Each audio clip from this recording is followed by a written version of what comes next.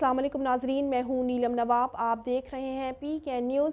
सबसे पहले कराची से खबर शामिल करते हैं। हमारे ब्यूरो चीफ सलीमुद्दीन सोलंकी की रिपोर्ट के मुताबिक कराची और कोयटा शाहरा 2 सालों से तबाही का शिकार है। हाईवे का महकमा अदम दिलचस्पी के बायस ये रोड और पुल तबाह। तफसील के मुताबिक कराची और कोयटा को मिलाने वाली रोड और पुल तबाही का शिकार है, मगर कोई भी महकमा उसकी तरफ तवज्जो नहीं दे रहा। अस्सलाम वालेकुम भाईजान। वालेकुम अस्सलाम वरहमतुल्लाहि वबरकात। जनाब आपका नाम क्या है भाईजान? जनाब मेरा नाम मोहम्मद आफ्ताब है। तो आप इस रोड के बारे में क्या कहना पसंद फरमाएंगे, तो कुछ बोलेंगे? भाई इस रोड के बारे में तो हम आपको क्या कह सकते हैं, आप खुद भी आंखों से देख लें कि हम ड्राइवर हजरातों के लिए तो ये बहुत ही प्रॉब्लम वाला रास्ता बन गया है। आए दिन यहाँ कोई ना कोई हादसा हो जाता है।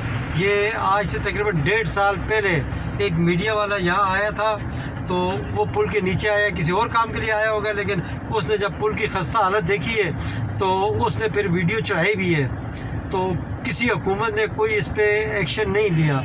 तो हम लोग डर डर के जाते हैं। ड्राइवर की ज़िंदगी तो वैसे भी जो है ना मौत के साथ खेलना ही होता है, जिसकी वजह से पब्लिक ट्रांसपोर्टर को शदीद मुश्किलात का सामना है।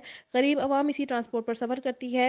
एक इंतहाई अहम रोड है, लेकिन कोई वाली वारिस नहीं है। ट्रांसपोर्टर्स ने मीडिया से गुफ्तगू करते हुए कहा कि हम लोग इस रोड और पुल की वजह से बहुत परेशान हैं। इस रोड से दोनों सूबों की ट्रांसपोर्ट चल रही है, मगर 2 सालों से ज़्यादा हो गया है रोड और पुल तबाही की तरफ जा रहा है। उन्होंने कहा कि रोडों पर चलना मुश्किल हो गया है, ना कोई एम्बुलेंस जा सकती है।